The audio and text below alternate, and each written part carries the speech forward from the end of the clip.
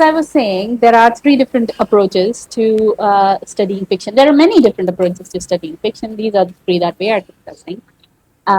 Historicist approach is the one which focuses on the history of the work and the writer. New criticism focuses on the text only, whereas reader response says that the reader is part of the interpretation as well. And I really believe in the reader response approach. I feel that your interpretations are equally important. You, as readers, should be allowed to interpret. And as long as you've read the text, your interpretation cannot be wrong. All right. So the way that you interpret it tells a lot about the text as well as you. Okay. So every interpretation is correct. There can be multiple interpretations according to me, as I believe in this reader response theory. So I really look forward to you engaging with the text yourself as well. Okay. New criticism is quite intellectual as well. New criticism says that you don't need to know about the history of the author or the age, you just need to rely completely on the text. The meaning is hidden in the text, so read that and try to create meaning from that. But the only problem that I have with new criticism is that they do not believe in many interpretations, the possibility of many interpretations, which is a more accepted norm now in literary study. Okay. Now, why study Lord of the Flies? A lot of people ask these questions, and um, usually students don't really get an answer to why certain texts are included in the text. Students are not usually told an answer to that. So I just wanted to explain how texts are selected. All right, so why study Lord of the Flies? How are the novels selected in the curriculum? The Higher Education Commission gives us a list of novels that we are supposed to teach. So the curriculum is not designed in the department initially. It is designed by the Higher Education Commission. HEC decides which works should be included and which should not be included, right? But they gave us a very long list. It's not as precise as the four novels that you get in each semester. Then there is an academic council in the university and a board of studies in the department. They then decide what exactly should be the syllabus. Um, board of studies, after passing through the board of studies, we have a list of 10 novels, no, 12 novels, 6 in each semester that we teachers can choose from. So we just have very limited choice. Why are they selected? They're selected for their acclaim, their critical studies, inclusion in the syllabus of other universities. So we look at what is included in other universities as well, because then when you appear in general exams, you should be able to have the same syllabus as others. Why did I choose to teach this particular word? Lord of the Flies was not really taught before I taught fiction, because this was a part of my PhD. It has got themes of citizenship, so it talks about political themes. It talks about it's universally a very well-known work. Golding was a Nobel Prize winner, so it, it, it's really a very, very good work that has been taught in schools for a very long time all over the world. Yes, it is very philosophical. It talks about human nature in a very, very distinct way. William Golding, having experienced the World War recently before the novel, has talked about human nature in detail in this way. And we'll talk about it in detail in the coming time. So this is why we are studying Lord of the Flies. Let's move on. What is the novel about? What do you know about the novel? Right. So here are some facts about Lord of the Flies. It was written in 1954 by Nobel laureate William Golding. It's a dystopian novel. What is a dystopia? It's the opposite of utopia. Utopia is the ideal world. Dystopia is a society that is undesirable or frightening. Okay? It's written in the aftermath of World War II. So Lord of the Flies presents a critique of democratic society. So One thing that we should know about Lord of the Flies is that it was written in response to a lot of island stories that were written before Lord of the Flies. Um, have you ever read Robinson Crusoe or The Treasure Island or any other island stories or island movies? Have you? There are a lot of novels where people get novels and movies where people get stranded on an island and then they try to make their life out of that. Life of Pi, yes, watched a lot of island movies. Okay, Life of Pi is one such example. Kurikulan has read Robinson Crusoe, so that's great. Okay, there was another one, The Coral Island. Okay, The Coral Island, written by Ballantyne, was a novel that Lord of the Flies is written in response to. So Coral Island is a happy novel. It's a utopian novel, and Lord of the Flies is completely opposite. People get stranded on the island, and they create a community there. They behave very well, and they find food, shelter. They do their duties, and everybody lives very happily. That's the Coral Island. So, having just experienced war, Golding was in a very pessimistic state of mind. So, he did not agree with the ideology of the Coral Island. He felt that if people were left alone, they would not behave like that, right? They would not behave very well. They would behave very adversely, and that is why he wrote Lord of the Flies. Okay.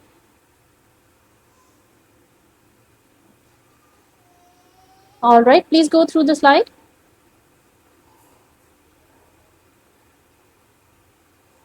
Moving on. Um, The beginning of the novel is as expected. The boys gather, they choose a leader, they assign duties, and try to build their means of survival. Okay.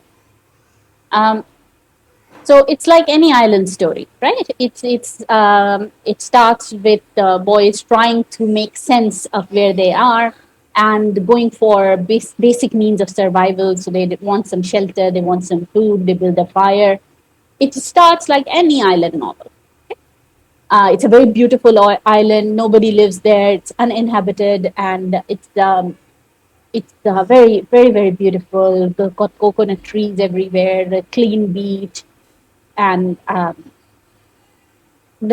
the story progresses, however, the natural evil within the kids starts taking over. So things start to change as the story progresses. People start forgetting what they needed to do. There are clashes over leadership, so who should be the chief of the tribe? And pleasures like hunting are pursued. And imagine these are just 6 to 12-year-old boys, right? They're very young, but they're hunting pigs and they're killing nursing sows. And the loyalties are divided, so they get divided into two groups. And eventually, some boys are even killed. They start killing each other. So, Lord of the Flies is a very grim, very dark, pessimistic novel which portrays how, in the absence of a democratic society, evil takes over everyone, even young boys. So, Golding is trying to show that human nature is instinctively evil. So, evil takes over everyone if there is no accountability, if there are no rules, if there are no laws, then there would be evil in everybody's nature. All right. So um, I had you looking, and then you've done it in history of English literature as well. What do you think was the condition of England in 1950s? What do we know about that? Comment on education, status of women, industrialization, whatever you know about. That's a picture of 1950s England. Probably yours. What was happening in 1950s? So the World War had just finished. So obviously the English society must have been affected by that. People became very pessimistic. Yes, that's right. Was rejection of religion in that era because of the disillusionment of the war. Yes. Financial and economic crisis in England. Yes. Women were used as the workforce now due to the men being killed in the war. People started questioning their own identity. Movements like existentialism became common. So we know about certain features of that era. Let's take a look at the next slide, right? World War II had just happened. People had seen a lot of death, misery, um, dearth, like the lacking of food and basic necessities, and it had affected the way that they thought. Obviously, it had changed the way that they perceived the world. The effects of the war were visible. So there were vacant areas, there were bomb sites. People's fathers and grandfathers had served in the military. So everybody could still see the war around them. So you could actually see the war grounds, the bomb sites, where there had been missiles fallen and stuff like that. So people could see those things. Yes, Kashif, that's right. He's saying that he read somewhere that people stopped complaining for smaller things because they were tired of the war and fighting. Exactly. When you see so much death and misery, then I think your view of the world changes. A significant portion of the budget went to defense. So there were still heavy taxes on everything else, and there was a rationing on food. So you only got a specific amount for a specific number of people in the house. There was still that effect of the war on people's everyday life. It was a traditional Christian society. It was still a Christian society with a lot of taboos against rationalism. So even though the movements of existentialism and the revolt against religion had started in that time, but generally the whole society was Christian, and rationalism or disillusionment with God were not seen as good things in that society. It was still a taboo to talk about those issues. Further, Britain was the most industrialized and urbanized country at that time. In the whole of Europe, Britain was industrialized a lot, like we saw in the image. There were cars that were common. People had started using a lot of machines in their daily lives, and industries were growing around major cities. So it was urbanized to a lot of extent. Coal was used everywhere, which caused smog and led to thousands of deaths. So many people lived in the cities, but most land of the country was still rural and agricultural. So most people's livelihood came from agriculture, farming. Most children went to secondary schools. So university education was very less common. All right. Only a few males from middle class who had previous education privately were able to go to university. The universities of Oxford and Cambridge, King's College, those were running at that time as well, but not a lot of people attended university at that time, and definitely not a lot of women attended at that time. I was listening to a speech by someone in when it was my convocation at the University of York. Somebody was given an honorary degree, and she was saying that she went to Cambridge in 1960s, and she said she was one of very few women at the university at that time. So obviously, in 1950s, there would be lesser women in the university. Women did not work after marriage mostly. After the war, they went back to their domestic duties, even though women were used as a workforce during the war. But that did not continue for most of them as they went back to their domestic duties. Obviously, at home, there were a lot of things to do at that time with large families, and somebody needed to tend to those duties as well. Use of some machines like those for washing and sewing were common, though there were still open fires and no refrigerators. So home life was still a bit difficult. There were still open fires, and there were no fridges in the country. But some machines had started coming to the household. Okay? All right, let's discuss what we know about William Golding. All right, so Sir William Gerald Golding, that's his full name. He was awarded the title of Sir by He was knighted and he received the title. He was a Nobel laureate. He was born in Cornwall, UK, and he died in 1993. He studied science at Oxford and later changed to literature. He was told to choose science based on his father's insistence and the later one of his own accord. How many of you are in literature due to your father's choices? Fathers tend to have a lot of influence in our choices. Moving on, when he was a student, he got his first collection of poems published. He always dreamt of being a poet rather than a novelist. Okay, he wrote a number of novels in his life, 12 to be exact, of which Lord of the Flies is his debut, like we were told earlier, and it's considered his masterpiece. He was knighted. He was given the title of Sir, and it was because he had a very good reputation, and the royal family could give those titles to people of repute. Okay. Golding was interested in theatre and poetry from a very young age. He worked in the theatre himself and considered Greek tragedies and Shakespeare a greater influence on him than any novelist. His mother was a supporter of the British suffrage. Suffrage is women's political right to vote. Okay? So his mother was a supporter of that. His father was a school teacher who believed in rationalism, logic rather than emotional spirituality. Golding worked as a school teacher. So this book, Lord of the Flies, is about a group of boys at school. So Golding based it on his personal experience. He was a school teacher for most of his life until he retired for full time writing in 1961. So this might be one of the reasons he chose to write about a group of boys. And he taught in an all boys school in Cornwall, where he was born and where he lived.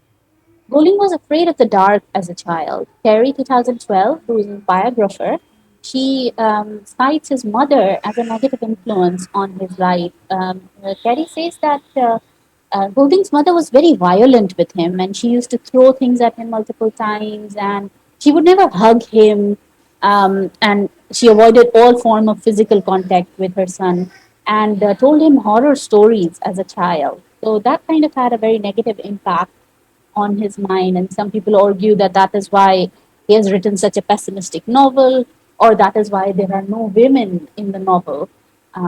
So that's arguable. Golding worked in the Navy. Everybody was required to work in the Navy during the World War, and Golding worked there for 5 years as well, which obviously affected his work, especially Lord of the Flies a lot. And that's not just me saying it, McCarran also uh, says the same thing. Let's discuss what happens in the first chapter. How did the chubby boy introduce himself, and what does the conch represent? All right, so what happens in the first chapter is that there are a group of English schoolboys who land on an island and they're trying to create civilization by holding meetings and holding elections. A hint is given about the World War. We don't know what's going on in the background, but we just know that their plane crashed and there is a bomb in the background. That's it. The conch is used to call everyone, and it becomes a symbol of civilization. Some people say it's the symbol of democracy. Some people say it's the symbol of civilization. It kind of represented that rule of law, right? Moving on. So, story of the first chapter. The text that's written in brown is the actual text from the chapter. A group of young boys find themselves isolated on an island. They they start to form groups and find a leader amongst them. There are some big boys and some little ones. I would ask you to please read the brown text on the slide so that we can move on to the next one. So they're talking about the pilot, and they're saying that we were attacked. And if you notice, Piggy's way of talking is not very standard English. We was attacked. Um, when we was coming down, I looked through one of them windows. I saw the other part of the plane. There were flames coming out of it. So there's a plane, and there was an attack. So it feels like there is some bad thing going on outside the world. Please continue reading. Piggy is very worried that everybody is dead and nobody knows that we are alone here. However, Rolf doesn't seem to be listening to him. He just keeps saying things uh, that interest him rather than listening to Piggy, right? Piggy is very worried and his lips are quivering, his spectacles are dimmed with mist, so it feels like he's about to cry or he's crying, and he's worried that we may stay here till we die. Moving on to the next one. This basically is the only mention of a female in the whole novel. My auntie wouldn't let me on account of my asthma. That's the only woman that is mentioned throughout the novel. Nobody, nowhere else is any woman mentioned. They talk about their dads, but nobody talks about their mother. Piggy is the only one who talked about his aunt just once in the novel, and that's it. So they found this conch and they're using it to call everybody else. But Piggy, even though he's the one who found the conch, he tells Rolf to blow the conch and call the others. He says, on account of my asthma, I cannot blow it myself. Okay, so what happens next is that the boys start calling each other with the help of the conch. Um, yeah, it's a bit difficult to identify who said what, but you can recognize what Piggy said by his weird English, and that always helps. So the boys start calling each other with the help of the conch. Once they all gather, they hold a meeting to decide what to do and who to select as their leader. They are introduced to the choir boys of Jack Married You. So Jack is the other important character. So on the one side we'll have Rolf, and on the other we'll have Jack. Um, we see that Jack is very disciplined and he keeps his choir boys. Choir is a kind of song that they sing in the church. So they are a group of boys who sing in the choir, and Jack kind of leads them, right? So um, Jack always keeps them very disciplined. So the group of cloak boys began to scatter from clothesline. The tall boy shouted at them, "Choir, stand still." Warily obedient, the choir huddled into the line and stood there swaying in the sand. Nonetheless, some began to protest faintly. So even though they were standing in the sun, they were not protesting very loudly. They were protesting very faintly. All right, moving on. They decide to have a vote and select a chief. Somebody says, "Let's vote." And um, Golding calls it this toy of voting was almost as pleasing as the conch. So he's kind of being sarcastic that they are voting, but it's really like a toy. It's funny. It's almost like they're playing with the idea of democracy, right? Jack started to protest, but the clamor changed from the general wish for a chief to an election by a claim of Rolf himself. Him with the shell, him with the shell, Rolf, everybody starts saying that. Let him be the chief with the trumpet thing. Rolf raised a hand for silence. All right. Who wants Jack for chief? With dreary obedience, the choir raised their hands. Who wants me? Every hand outside the choir, except Piggy's, was raised immediately. Then Piggy too raised his hand grudgingly into the air. Rolf counted, I am chief then. So this was kind of a mock election that they held uh, to find out who wants to be the leader. They didn't really ask Piggy, and Piggy was a bit conscious of the fact that everybody was voting for Rolf, and nobody really asked him. But there was a lot of peer pressure, and he obediently uh, okay, it was Rolf who set the Roger who set the voting. Rolf was selected as a leader. Um, we don't really know Rolf that much. No, neither did everybody else. So they just saw this boy standing on a rock with a conch in his hand, with the shell which was used to call everybody in his hand. So nobody really knew Rolf very much, and it's very parallel to how we select our leaders. We don't really know much about our leaders when we go to vote. Most of us, we just base it on the way they look, the way they speak, or some very superficial features, and that's exactly what these young boys did. They selected the leader based on his looks, and they didn't know much else about him. So Jack and his choir boys decide to be a group of hunters. They say that they are going to hunt for food, and a few boys go out to check if it is an island, and they come to know that it is one with no signs of civilization. Okay? So that's all about chapter one. These are